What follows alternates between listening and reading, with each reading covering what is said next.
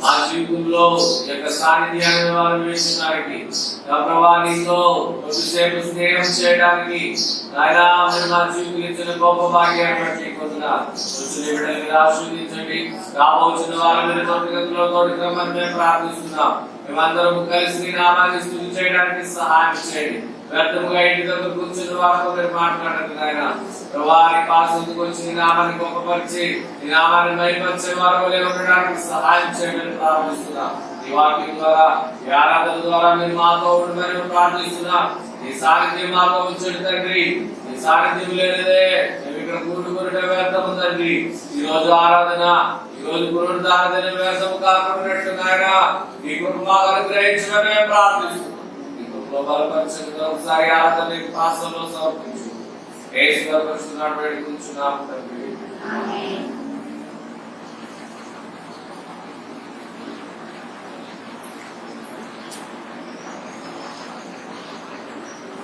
బట్టి వందనాలు చెల్లిద్దాం.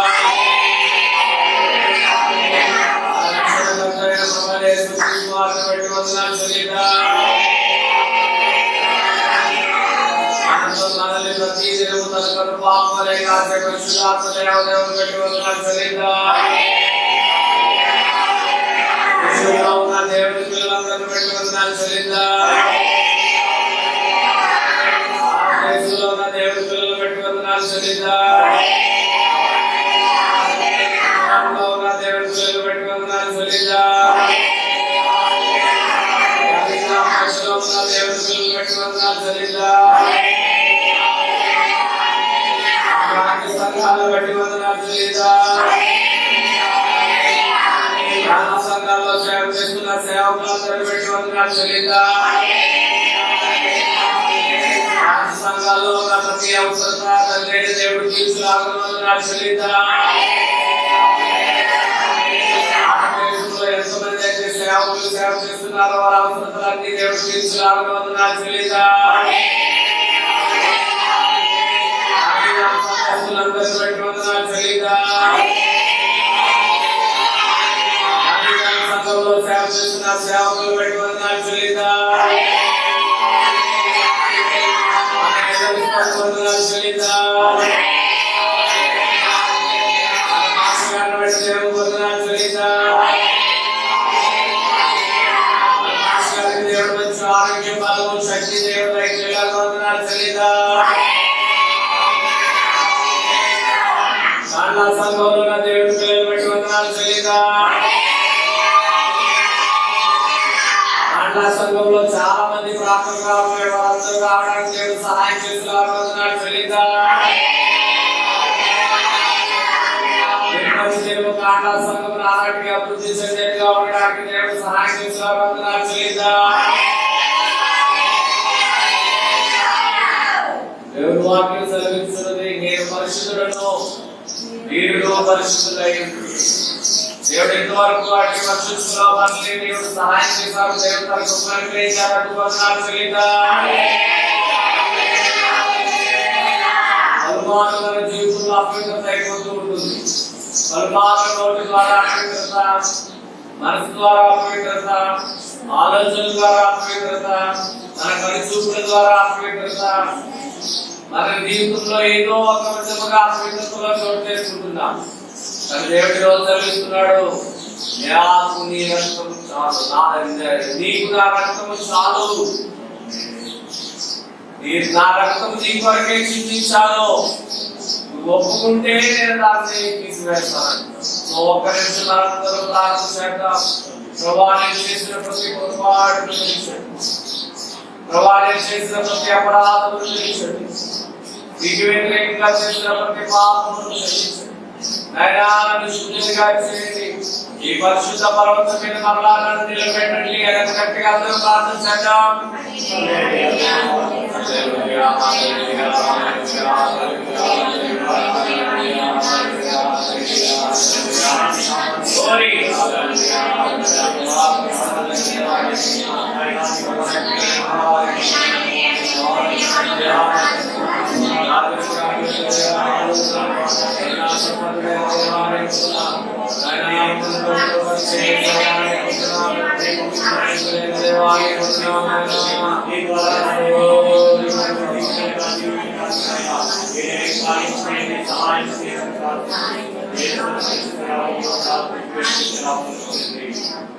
దేవుడి ప్రార్థనకి వందనాలు చెల్లిద్దాం.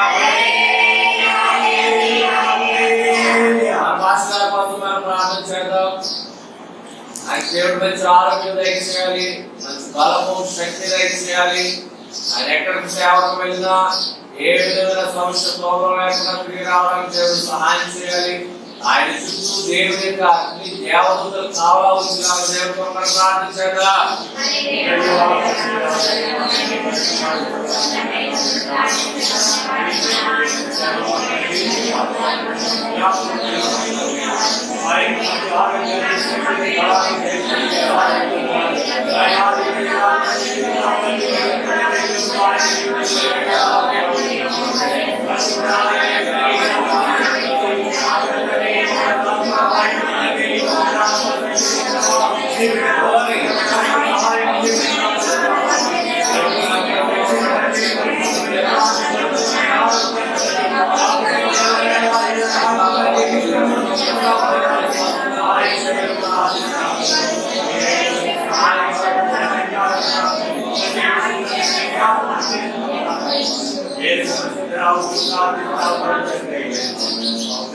గడిచిన వారమంతా కాండా సందర్శుల్ని గాంధీరాజు సందర్శుల్ని ఏ విధమైన కరోనా ప్రాబ్లం లేకుండా దేవుడు మనకి సహాయం చేసేవారికి కొందరు అందరూ దేవుడికి స్తోత్రాలు చెల్లిస్తూ ప్రార్థన చేద్దాం.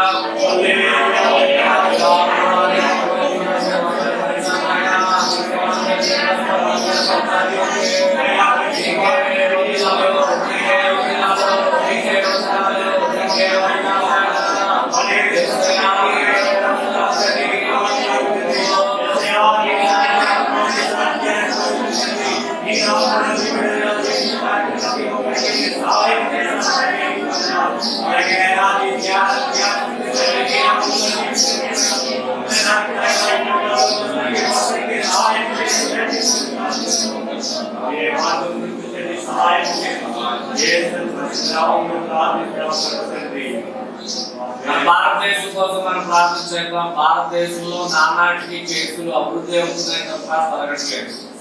దేవుడు వాక్యంలో రాయబడినది, ఏ తెగులు నీ గుడారమును సమీపించదు. ఎవరైతే యేసుక్రీస్తును నమ్ముకుంటారో, ఎవరైతే వాక్యానుసారంగా జీవిస్తారో, ఎవరైతే నేను నా సొంత రక్షకుడిగా యేసుప్రభువును అంగీకరించాలని మనసు దేవుడికి ఇస్తారో వారి చుట్టూ, వారి గృహం చుట్టూ ఏ తెగులు రాని వారు సో మనం ప్రార్థన చేద్దాం. నేడు భారతదేశంలో ఉన్న కరోనా వ్యాధితో బాధపడుతున్న ప్రతి ఒక్కరు, ఎవరైనా సరే, దేవుని పిల్లలైనా సరే, దేవుని పిల్లలు కాకపోయినా సరే, ఎవరైనా సరే, ప్రభువా ప్రతిరోజులో గొప్ప విడుదల మా ఇండియాకి అనుగ్రహించండి, మా ఆంధ్రాకి అనుగ్రహించండి, మా గుజరాత్ అనుగ్రహించండి, మా గాంధీరామ్ అనుగ్రహించండి, మా కట్ట డిస్ట్రిక్ట్ అనుగ్రహించండి. ఈ కరోనాతో మేము సంపూర్ణ విడుదల కలగడానికి నాయన మీరు సహాయం చేయండి. నీవే ఆధారము, నీవే స్వస్థపరిచేవాడు, నీవే నిర్మించేవాడు అని గట్టిగా ప్రార్థన చేద్దాం.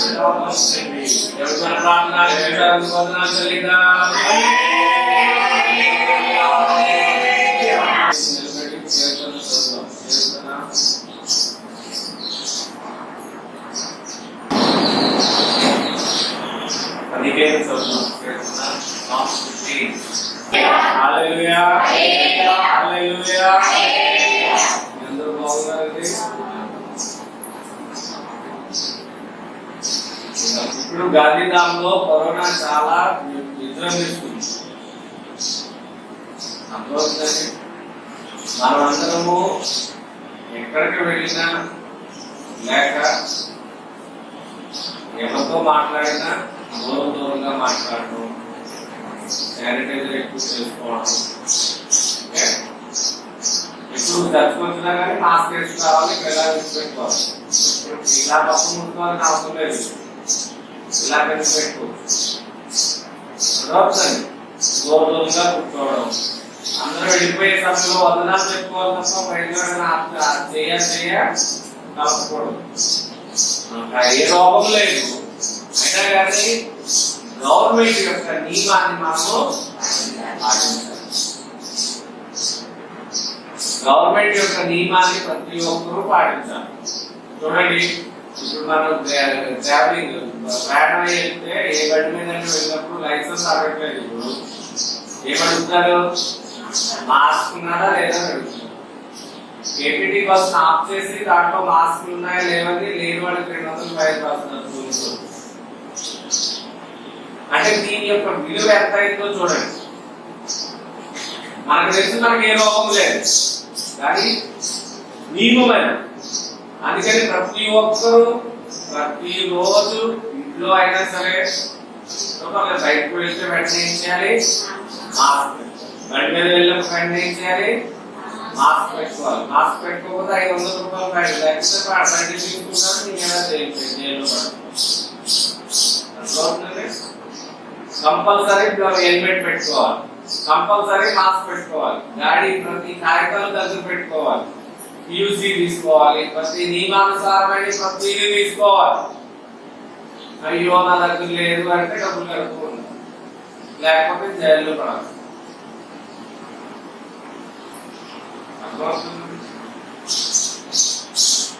అందుకని మన జీవితాన్ని రాబో దినాల్లో ఇంకా కఠినమైన దినాలు తప్ప మేలుకరమైన దినాలు మన జీవితంలో ఉండవు. అందుకని ఎంతలో ఉంటే అంతలో తృప్తి పడేవారుగా ఉండాలి. మనము ఇవాళ డబ్బులు ఉన్నాయి కదా అని ఖర్చు పెట్టే విధముగా మనం ఉండకూడదు, కానీ కొద్దిగా దాచిపెట్టుకునే స్వభావం మనలో ఉంది. ఆ స్వభావం నాలో లేదు, ఆవిడలో ఉంది. ఏం చేయాలి? మనము ఈ రోజు ఏం చెప్తే సరిపోతుంది అదే చేసుకుని పెట్టడం చాలు. ఎక్కువ మన వాళ్ళు, మన ఆడవాళ్ళు ఏంటంటే చాలా మంది వండేసుకుంటారు, దాంట్లో కొద్దిగా తింటారు, మిగిలిన ఏం చేస్తారు? ఎక్కడ ఎవరు పడేస్తారు? పెంట మీద పడాలి. అది మంచి పద్ధతి కాదు. ఆ ఒక్క అన్నం పెట్టి కొనడానికి ఎంతో డబ్బులు వేసేసాం. ఒకప్పుడు నేను వివాహం చేసుకుని వచ్చిన తర్వాత మొదటిసారిగా మేము రేషన్ తీసుకునే సమయంలో 50 కేజీలు ఈ బస్తా 440 రూపాయలు కొన్నాను. ఎన్ని కేజీలమ్మా? 50 కేజీలు ఈ బస్తా 440. అది మంచి క్వాలిటీ. 340 350 ఉన్నాయి, మంచి కాదు, కొద్దిగా జాబ్ అయిపోవడం అలా ఉంటుంది. కానీ 450 440 రూపాయల నుంచి స్టార్ట్ చేశాను. ఇప్పుడు 5 కేజీలు ఎంత అవుతుంది? ఇప్పుడు 1100 రూపాయలు, 1200 రూపాయలు. కేజీలు 5 కేజీలు 50 కేజీలు కట్ట రావడం లేదు. అంటే దీని అర్థం ఏంటి అంటే మనుషులు పెరిగిపోతున్నారు, వస్తువులు తక్కువైపోతుంది. అందుకని రేట్ ఏమైపోతుంది? అప్పుడు అదే అన్నం తింటున్నాం, ఇప్పుడు అదే అన్నం తింటున్నాం. ఎంత డబ్బు పడుతుంది? అందుకని ఏం చేయాలి? ఇప్పుడు 50 కేజీలకి 400 రూపాయలు పెట్టేసేవాడు, ఇప్పుడు 5 కేజీలకి 1100 పెట్టారు. అంటే దీని అర్థం. అందుకని మనం చాలా జాగ్రత్తగా ఉండాలి. ఒక చిన్న మెదికి కూడా వేస్ట్ అవ్వకూడదు. ఎక్కువగా వండుతుంది, తక్కువగా కొంచెం తక్కువ అయితే చాలా సరిపోతుంది. తక్కువ ఆకలిగా ఉన్నా ఎక్కువ వండేసుకుని పడేయడం మనం జరుగుతుంది. అది దేవుని పిల్లలకి అసలే కలదు. అర్థమవుతుంది? దేవుని పిల్లలకి అసలే కలదు. కొంతమంది నాస్తా చేస్తారు, అలాగే పడేస్తారు. కొంతమంది రొట్టెలు చేస్తారు, అలాగే పడేస్తారు. కొంతమంది ఎక్కువ అన్నం వండేస్తారు, అలాగే పడేస్తారు. అది మంచి పద్ధతి కాదు. దేవుని పిల్లలమైన మనం ఆ మంచి పద్ధతి అది. హల్లెలూయా, హల్లెలూయా. అందుకని ఎంతగా ఉండాలో అంతగా ఖర్చు పెట్టుకోండి.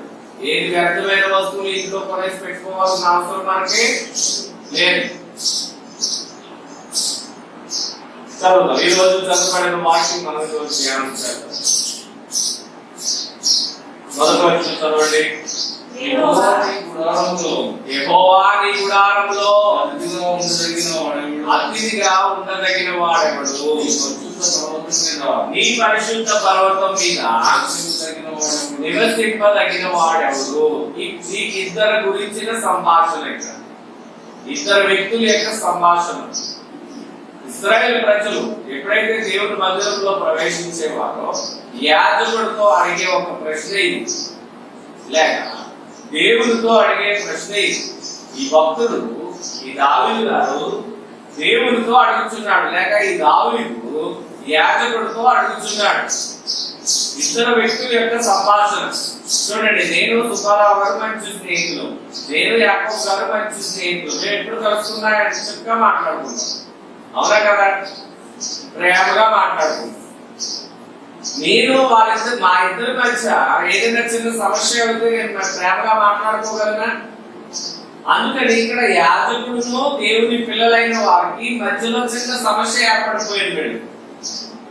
ఈ యొక్క సమస్యని పోగొట్టడానికి ఈ యొక్క యాజకుడు 2వ వచనం నుండి చెప్తున్నాడు.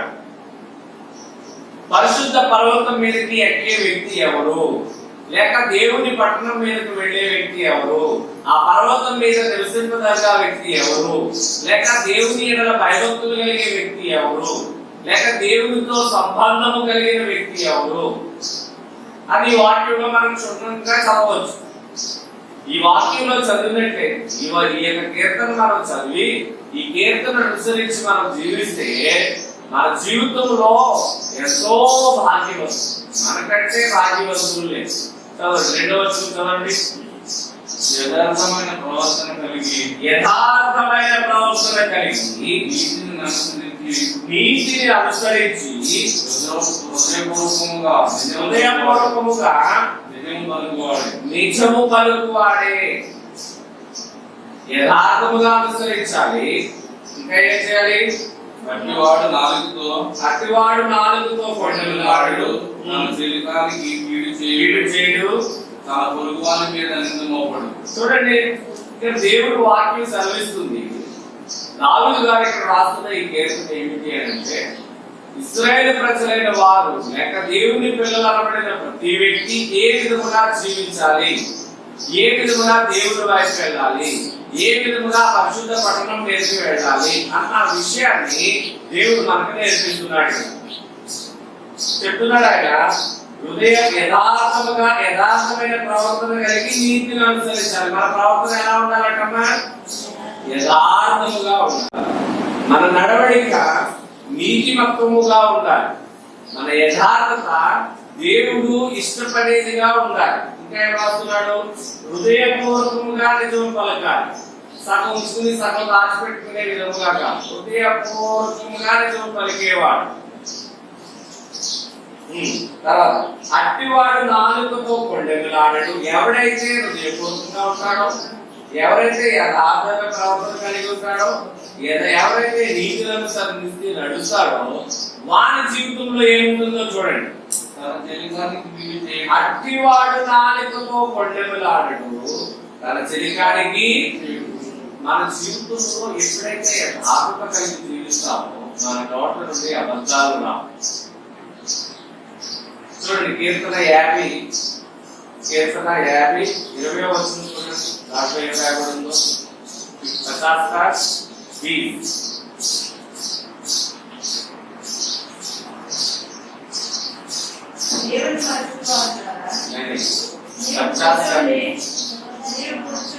నీవు కూర్చుండి నీ సహోదరుని మీద నీవు కొండెములు చెప్పుచున్నావు, నీ తల్లి కుమారుని మీద అపనిందలు మోపుచున్నావు. ఇది ఆసాపు రాసిన కీర్తన. కొండములు ఎలా చెప్తున్నాడండి? సహోదరుని కలుసుకున్నప్పుడు కొండములు చెప్పుకుంటూ ఉంటారు. ఒకరి మాటలో ఒకరు, అక్కడ మాట ఇక్కడ, ఇక్కడ మాట అక్కడ చెప్పుకుంటూ ఉంటారు. ఇక్కడ ఆసాపు ఆసాపు ఏమంటున్నాడు ఇక్కడ? నీవు కూర్చుండి. ఎక్కడ కూర్చున్నావు నువ్వు? ఇంట్లో కూర్చున్నావు, ఇంట్లో కూర్చున్నావు, చాయ్ దుకాణాల దగ్గర కూర్చున్నావు, కంపెనీ దగ్గర కూర్చున్నావు, కంపెనీ దగ్గర బస్తాలు మోసే దగ్గర హోటల్ ఉంటాయి కదా, అక్కడ కూర్చుంటున్నావు. కూర్చుని ఏం చెప్తున్నావు? నీ సహోదరుడి మీద, నీ సహోదరుడి మీదను ఏం చేస్తున్నావు? నువ్వు కొండెములు చెప్పుచున్నావు. నీ తల్లి కుమారుడి మీద అపనిందలు మోపుచున్నావు. అంటే సొంత సహోదరుల మీద అపనిందలు మోపేవా? వీడు కొంతమందికి సొంత తల్లి కూతురి బిడ్డలతో మాట్లాడుకోలేదు, వాళ్ళకి అవసరం లేదు.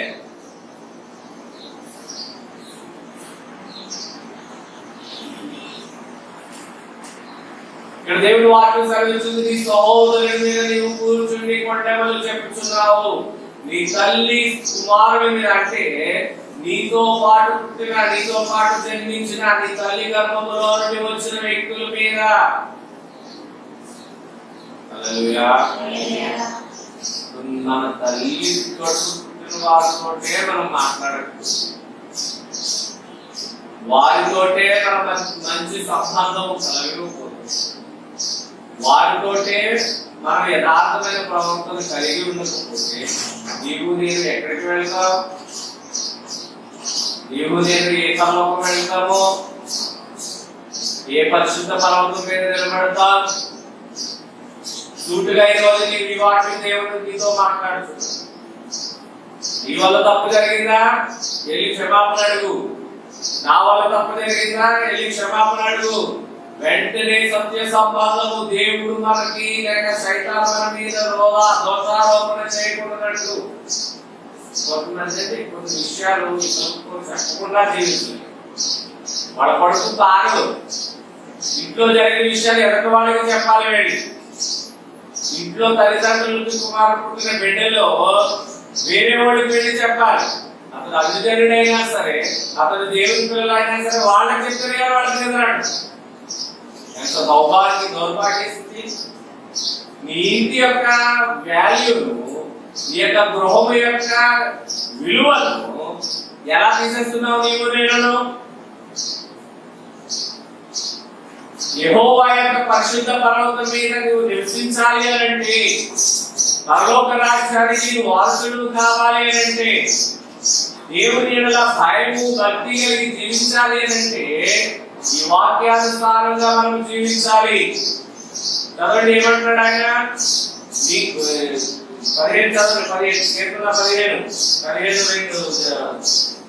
అట్టివాడు నాలుగుతో కొంటెమిలాడడు, తన చెలికాని అంటే ఎవరు?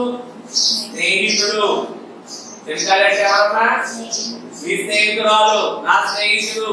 తన చెలికానికి కీడు చేయడు. ఇంకా తన పొరుగు వారి మీద నింద మోపుడు.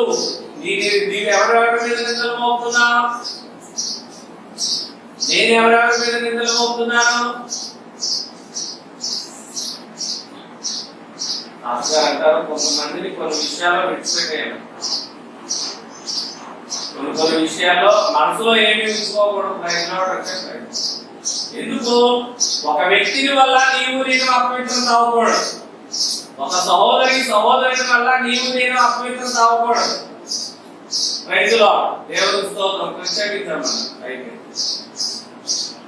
ఇంకా ఆమె చేసిన విషయాలు, అతను చేసిన విషయాలు ఏం చేసుకోకూడదు? మనము జ్ఞాపకం ఉంచుకోకూడదు. వాక్యంలో రాయబడింది, ఒక వ్యక్తి పాపమును క్షమించినట్లయితే, ఒక వ్యక్తి పాపమును క్షమించబడినట్లయితే మత్తయి సువార్తలో ఉంది, ఆ వ్యక్తి యొక్క పాపాలన్నీ ఎక్కడికి వెళ్ళిపోతుందంట? అగాధ జలంలో దేవుడు పడేస్తాడు. దేవుడు వాటిని మళ్ళా జ్ఞాపకం చేసుకోడు. అందుకని పలుసార్లు మనం వాళ్ళ పాపాల కోసం క్షమాపణ అడగాల్సిన అవసరం లేదు.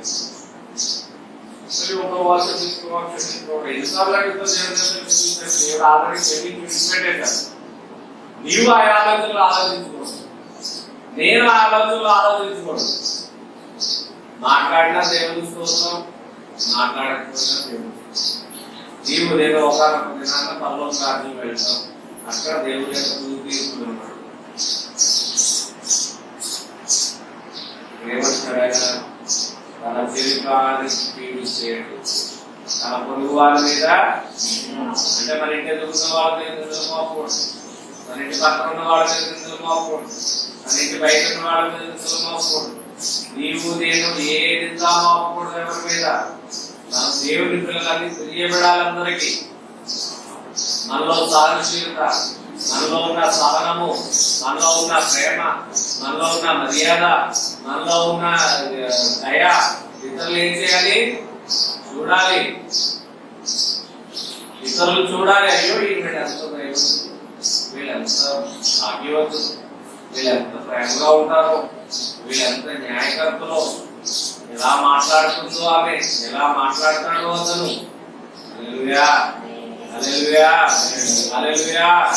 ఈ క్రియలు నా క్రియలు మొదటి దేవుని దగ్గరికి వెళ్ళే అవే. మొదటి మన ఆత్మ వెళ్ళదు, మన క్రియలు వెళ్ళిపోతాయి ముందు. అబ్బో అమ్మకొస్తున్నాడు, అమ్మకొస్తున్నాడు. యేసు ప్రభువు లేచి నిలబడి మనకు ద్వారం తెరిచే విధముగా ఉండాలి. నువ్వెవరో నాకు తెలియదు పోరాని అనకూడదు మనల్ని. మన నాలుక. దీనన్నింటి కారణం ఎవరు?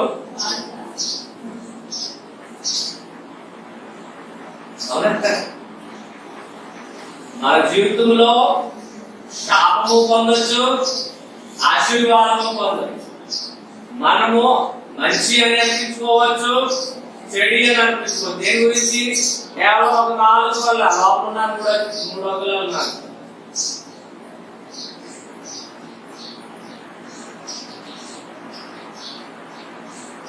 హల్లెలూయా, హల్లెలూయా.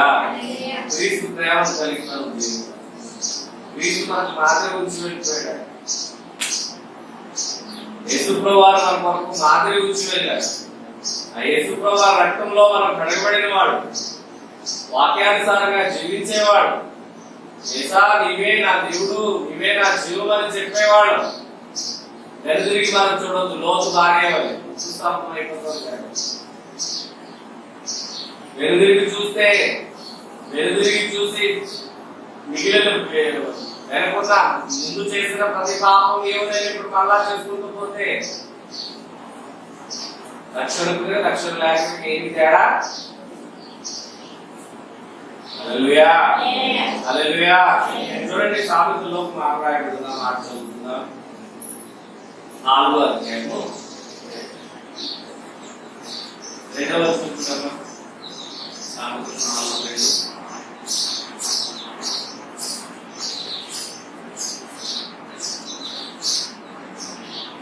నేను మీకు సదోపదేశం చేసేదను, నా బోధన త్రోసివేయకుడి. ఇక్కడ సొలొమోను రాజు అంటున్నాడు, నేను నీకు సదోపదేశములు చేసేదను, నా బోధన త్రోసివేయకుడి.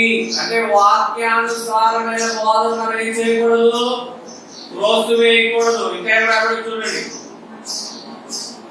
నా తండ్రికి నేను కుమారుడిగా ఉన్నది, నా తల్లి దృష్టికి నేను కుమారుడినైనది. సొలొమోను చెప్తున్నాడు ఈ విషయాలు. దేవుని యొక్క మాటను మనం త్రోసివేసే వారి వలె ఉండకూడదు. చూడండి, 24:15 చదవండి. సామెతలు 24:15.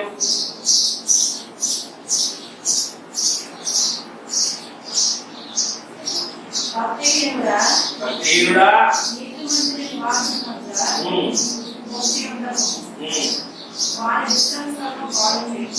చూడండి, ఒక మాట ఇక్కడ రాస్తున్నాడు, భక్తిహీనుడా, నీతిమంతుని నివాసములంతా పొంచి ఉండకము, వారి నివాస స్థలము పాడు చేయకము. అంటే భక్తుపరుల యొక్క నివాస స్థలము పాడు చేసేది ఎవరు? భక్తి.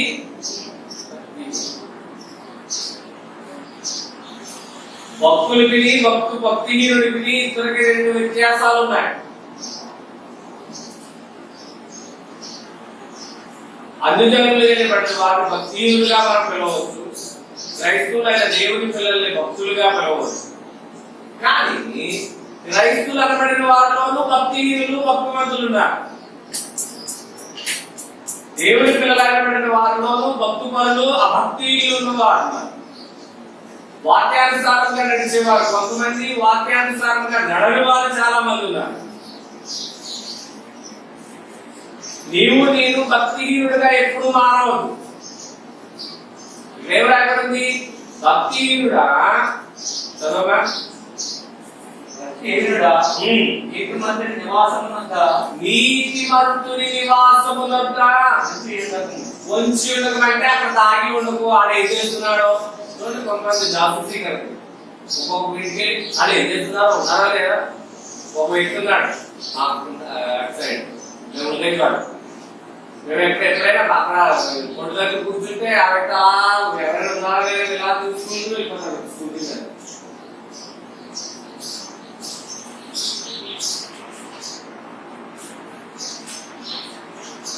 మనం భక్తుపరులుగా జీవితాం కానీ ఆ భక్తిహీనుడుగా మనం జీవించవద్దు. ఇంకా ఎవరైనా కింద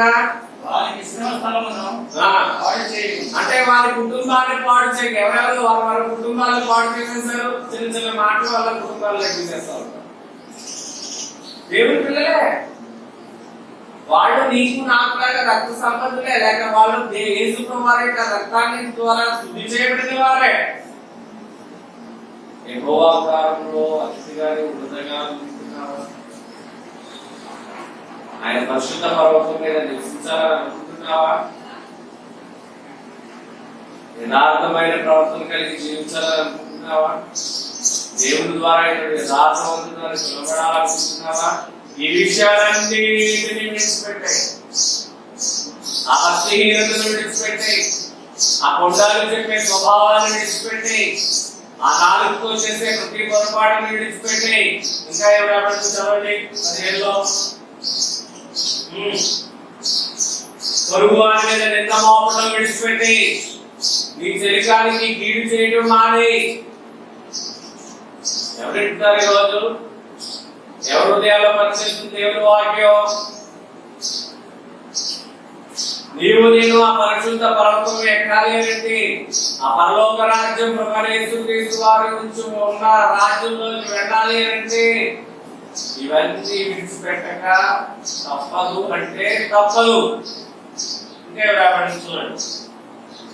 4వ వచనం అతని దృష్టికి నీచుడు ఆలస్యుడు, అతడు యెహోవా యందు భయభక్తులు గలవారిని సన్మానించును. చూడండి, నీతిమంతుడు యథార్థమైన భక్తు పనులు ఏం చేస్తారంటే అతడి దృష్టికి నీచుడు అసహ్యుడు అంటే దేవుని వాక్యానుసారంగా నడవటే జరుగుతుంటే కనుక ఆ వ్యక్తిని ఏం చేస్తాడు? ఈ వ్యక్తి నీతిమంతుడు ఈ వ్యక్తి ఎప్పుడు ఇలాగే జీవిస్తాడు. వదిలేయండి అంటారా? ఇది మంచి మాటలు బాగు, ఇది మంచి విడిచిపెట్టాడు అలా అంటారా? ఎందుకంటారు అలాగా? భక్తిపరుడు భక్తిహీనుడిలో తేడా ఉంది. ప్రేమట అన్నిటినీ సహించుకుంటున్నారు. ఏం చేస్తుంది? అన్నిటి అంటే ఏమేమి వచ్చింది దాంట్లో? కృష్ణుడు గారు చెప్పండి. ప్రేమ అన్నిటినీ సహిస్తుంది. ఏంటి చెప్పండి?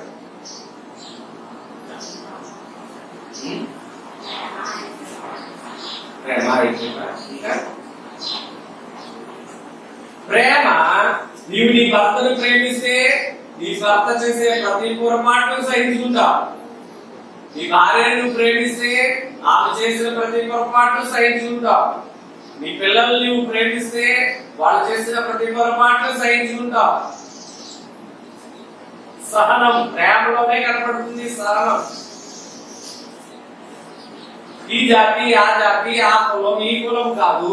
యేసుక్రీస్తు నందు రక్షింపబడిన ప్రతి వ్యక్తి, యేసుక్రీస్తు రక్తంలో కడగబడిన ప్రతి వ్యక్తి దేవుని బిడ్డ. అతను మనకు సహోదరుడు సహోదరు. వాళ్ళు ఏమి చేసినా మనం సహించుకునే వ్యక్తులమే మనం. ఆ ఇస్రో వరసే నేర్పు వెళ్ళాలి. ఇస్రో వారు ఎక్కడ చేస్తున్నారు? వాళ్ళు యేసుప్రో వారు సహించుకున్నారా లేదా? తిరిగొట్టాడు ఆయన. నీవెందుకు సహించుకోవడం లేదు? నీ నోరు ఎందుకు బయటకు వెళ్ళిపోతుంది? నీ నాలుగు గోడల మధ్య ఎందుకు ఉంటలేదు నీ నోరు? నీ ఇంట్లో జరిగిన సంభవం ఇతరులకు ఎందుకు చెప్తున్నావు? నీ కుటుంబంలో జరిగిన సంభవం ఇతరులకు ఎందుకు చాటుతున్నావు? లేకపోతే దేవుడు శిక్షించక ముందే సరైపో. నిన్ను గురించి మంచి ప్రవర్తన దేవుడు కోరుచున్నాడు. హల్లెలూయా, హల్లెలూయా. దేవుని యొక్క ఉగ్రత మన మీదకి రాకముందే, దేవుని యొక్క కృప, దేవుని యొక్క సాధించే మన మీద ఉన్నప్పుడే మనం సరైపోవడం మనకి.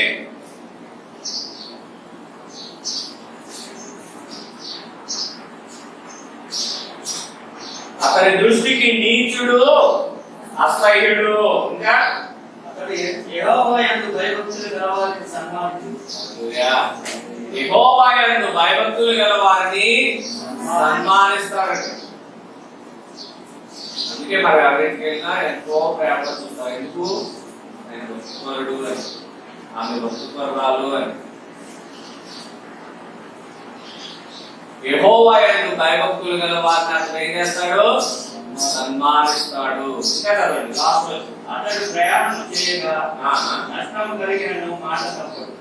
ఎలా చదువున్నానది? అతడు ప్రమాణం చేయగా నష్టం కలిగినను మాట తప్పడు. వాక్యం చదవలేదే అనుకుంటున్నాను నేను. మళ్ళా చదవలేదుగా. అతడు ప్రమాణం చేయగా నష్టం కలిగినను మాట తప్పడు. అతడు ప్రమాణము చేయగా, ప్రమాణానికి ప్రయాణానికి చాలా తేడా ఉంది. హల్లెలూయా. అతడు మాట ఇచ్చాడు అని అంటే ఆ మాట చూసా తప్పక నెరవేరుస్తాడు. అతడు ప్రమాణము చేయగా నష్టము కలిగినను, అది యేసు ప్రభువులో ఉన్నాను, అది క్రీస్తు బిడ్డల్లో ఉన్నాను నైపుణ్యత, అది క్రీస్తు కలిగిన మనసు అంటే. నువ్వు మాట ఇచ్చావా? నువ్వు చూసా తప్పక నెరవేరు. మాట ఇవ్వలేదా? ఇవ్వనా? ఏంటి ఆ మాట? 24 గంటలు 2 గంటలు ప్రార్థన చేస్తాను. మాట తప్పవాలేనా నువ్వు? రోజుకు గంట కూర్చొని ప్రార్థన చేస్తాను. మాట తప్పవాలేదా?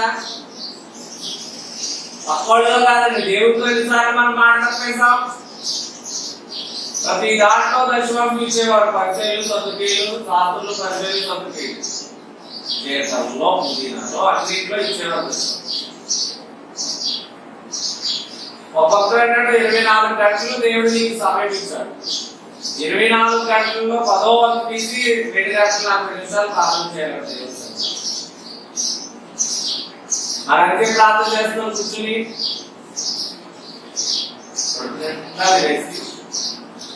ఎక్కడ కూర్చుంటా మధ్యలో కూర్చొని ఆయన వాళ్ళు అవ్వట్లేదు. హల్లెలూయా. మనం చాలా వెనకబడిపోయాం. ఈ జీవిత స్థాయిని చూసి దేవుడు ఎంతో బాధపడుతున్నాడు. మన దశవాంశం సరిగ్గా ఏవో, పుదీనాలో దశవాంశం ఏవో, జీలకర్రలో దశవాంశం ఏవో, సమయంలో దశవాంశం ఏవో, యథార్థంగా ప్రవర్తించాం, దేవుడి ఏడు భయభక్తులు కలిగి జీవించాం. మన నోటి నుండి రాని మాటలు అనేక మంది వచ్చేస్తూ ఉంటాయి. మనం ఎలా వెళ్తాం? ఎలా వెళ్తామంటే ఆ పరిశుద్ధిని పరమకి.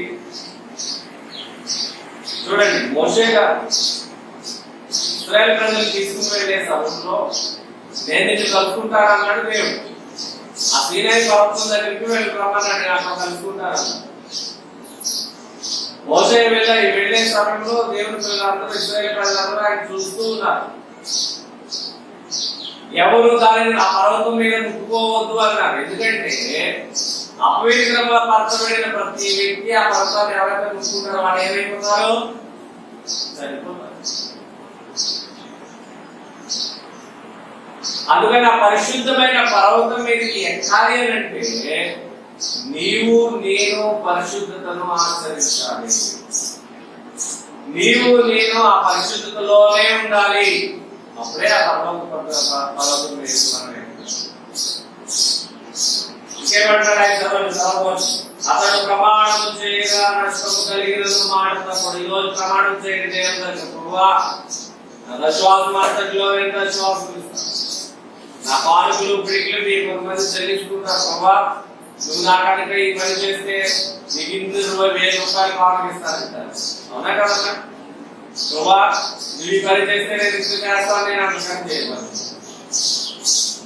నీ నోట ఉండి వచ్చే ప్రతి మాట నువ్వు ప్రమాణమే.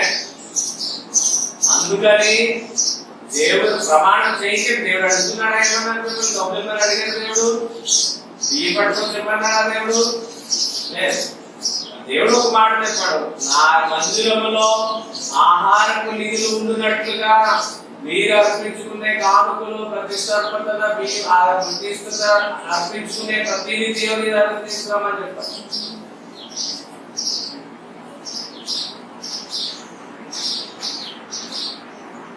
అందుకని మన నియమావళిని కరెక్ట్ గా నియమానుసారంగా పాటిద్దాం. దొంగలుగా దోచుకునే వారుగా మన ముందు ఉండొద్దు. హల్లెలూయా. ద్రవ్యంలో వడ్డీకి ఇయ్యడు, నిరపరాధిని చెప్పుటకై లంచము పుచ్చుకొనడు. చూడండి, ఒక్కొక్కటి ఏదండి ఒక్కటి దేవుడి వాక్యం నిర్మాకాండంలో చాలా విషయాలు రాయబడ్డాయి. చదివేటప్పుడు నిర్మాకాండంలో అనేక విషయాలు తన ద్రవ్యంలో వడ్డీ తీయడు. దగ్గరుంటే ప్రేమ సూత్రం పెట్టుకోలేదు. రామా వచ్చిన నాకు ఇచ్చేయాలి, లేకపోతే ప్రయత్నం పెట్టుకో. తిరిగి ఇవ్వలేని పరిస్థితి అయితే విడిచిపెట్టేయాలి. నీకు ప్రతిభావం దొరుకుతుంది. తన ద్రవ్యాన్ని వడ్డీకి ఇవ్వడు. ఎవరు వడ్డీకి ఇవ్వకూడదు. మన సొమ్ము ఇతరులకి వడ్డీకి ఇవ్వకూడదు. వాక్యానుసారమైనది కాదు, విరోధమైనది. తర్వాత నిరపరాధి అంటే మంచి వ్యక్తిని తెలుపడానికి అబద్ధ సాక్ష్యాలు కలగకూడదు. అవును ఈ మనిషిలా చేసింది, అవును ఈ వ్యక్తి ఇలా చేస్తాడు, చేయలేదు, తప్పు చేశాడు. నిరపరాధిని జరపడానికి ఏం చేయకూడదట? లంచం పుచ్చుకోకూడదు. అంటే యథార్థవంతుల్ని జరపడానికి నీవు నేనేం చేయకూడదు? కూట సాక్షిగా ఉండకూడదు, అబద్ధ సాక్షిగా ఉండకూడదు. హల్లెలూయా, హల్లెలూయా. ఇంకెవరెవరు చూడండి. ఈ ప్రకారం చేయువాడు ఇప్పుడు చదివే విషయాలు ఒకటి చెప్పండి. ఏ ప్రకారం చేసేవాడు కదల్చబడకంట? కదలబడు అంటే స్థిరంగా స్తంభం కదల్చగలరా? చెప్పండి, ఒక విషయం చెప్పండి, లైన్ చెప్పండి. ఒక్కొక్క ఈ ప్రకారం చేయువాడు ఎన్నడూ కదల్చబడు. ఏ ప్రకారం చేయకూడదు? వాటి తెలుగులో చెప్పండి, ఎందులో చెప్పినగా నేను చెప్పను. యథార్థమైన ప్రవర్తన కాదు. నేను చెప్పండి. ఓ తల్లి,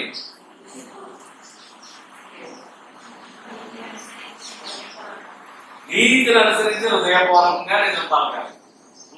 అమ్మ వరలక్ష్మి గారు చెప్పండి. చెప్పండి. తన చెలికారికి కీడు చేయకూడదు. పరంజ్యోతం గారు చెప్పండి.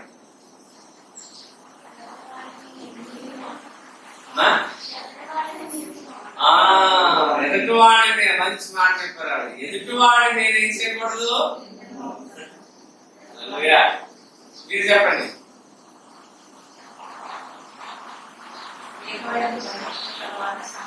యెహోవా యందు భయభక్తులు గల వారిని సన్మానించండి. యాకోబు గారు చెప్పండి.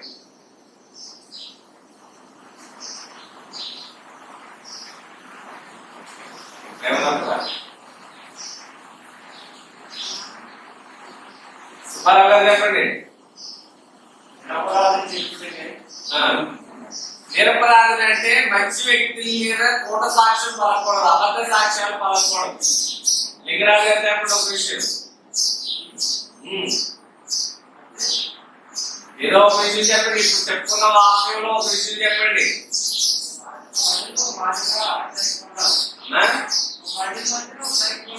అది మనుషుల మధ్య మన నడవడికి సరిగ్గా ఉండాలి. చూసారా ఎంత వాక్యం ఆ పైకి విషయం కొంత విషయం भाई को छोड़ दिया गांव में घूमने के लिए देखिए बोलो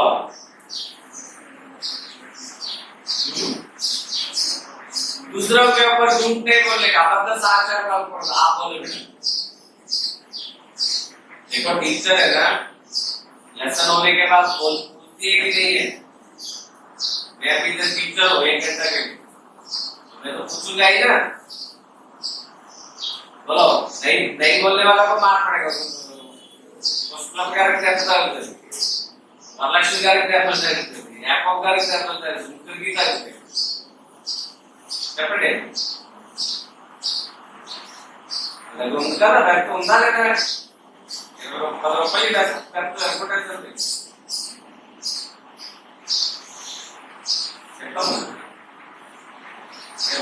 जो बोला है वो इंग्लिश में बोलो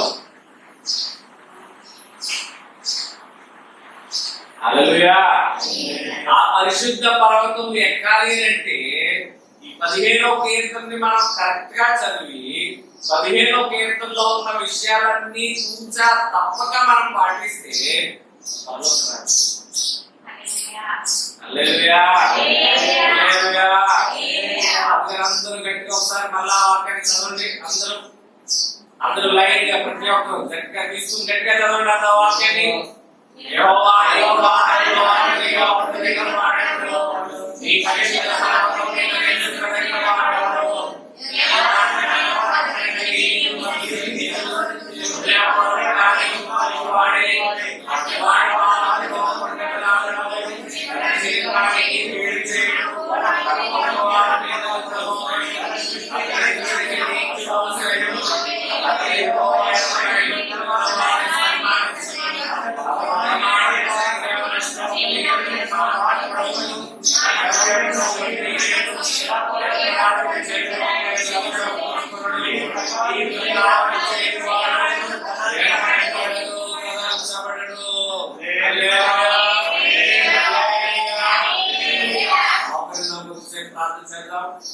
ఈ వాక్యాలుగా దేవుని శ్రద్ధలో మనం సమర్పణ చేసుకుందాం.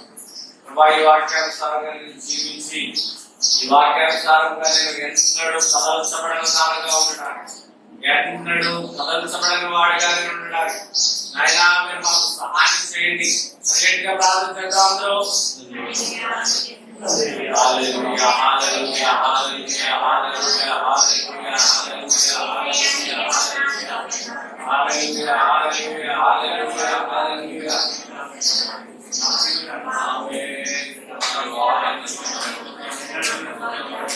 आनंद करके प्रार्थना कर कौन आनंद करो और प्रार्थना करो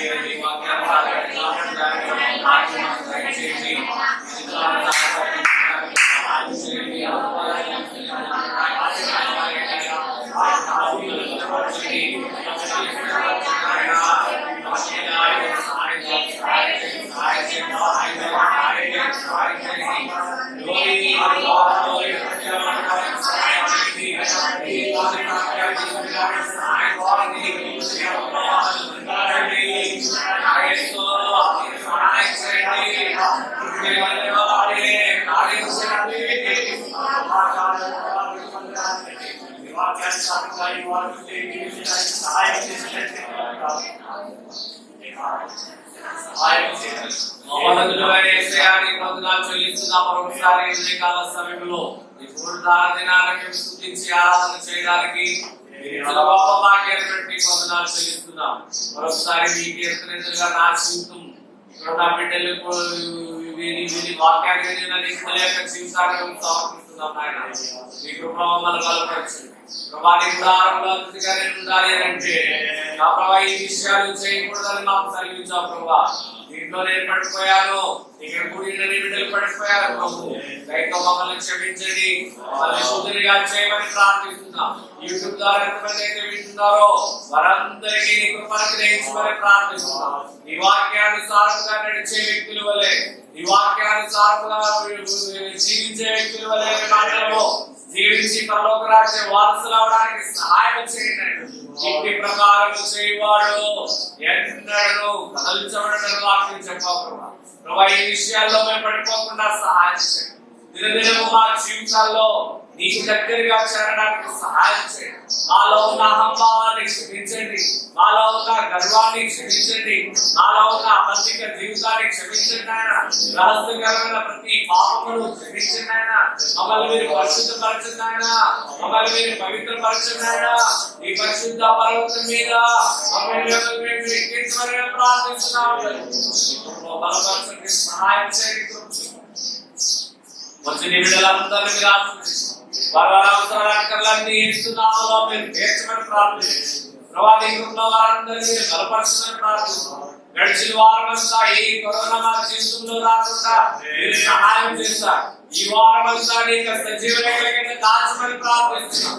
ఏ విధమైన టెన్షన్, ఏ విధమైన ప్రాబ్లం, ఏ విధమైన సమస్య, ఏ విధమైన తెగులు, ఏ విధమైన ఇబ్బందులు ఆ కుటుంబ జీవితాల్లో పడకూడనట్లు ఏక దక్షిణాస్తము కింద మమ్మల్ని దాచమని ప్రార్థిస్తున్నాం. సహాయం చేయండి. పరిశుద్ధాత్మ దేవా మీరే కార్యం చేయమని ప్రార్థిస్తున్నాం.